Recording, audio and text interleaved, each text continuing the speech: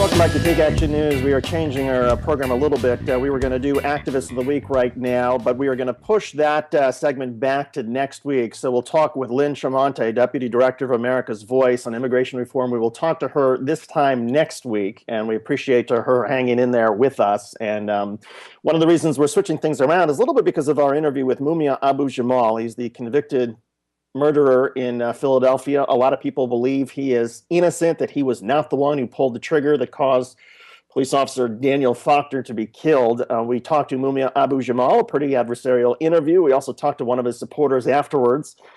Daniel Marins, what do you make of the emotions surrounding this entire case?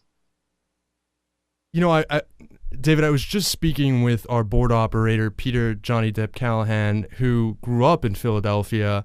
And you know, I think that there's a sense, first of all, it's inextricable from the history of that city and the bloodshed and racial animosity and tension that existed there at that time. And, you know, the thing that occurs to me is something like 15 of the officers that were involved ended up being convicted of corruption, or the 15 of the 30 that testified.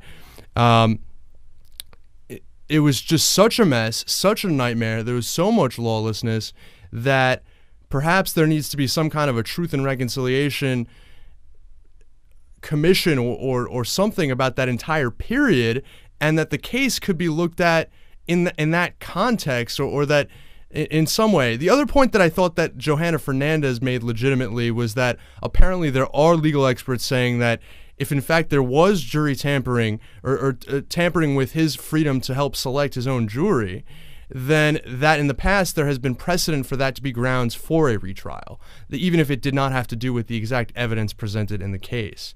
The other thing that was just striking about the entire interview was this does not sound like someone who is a psychopath. I mean, again, regardless of the evidence at stake,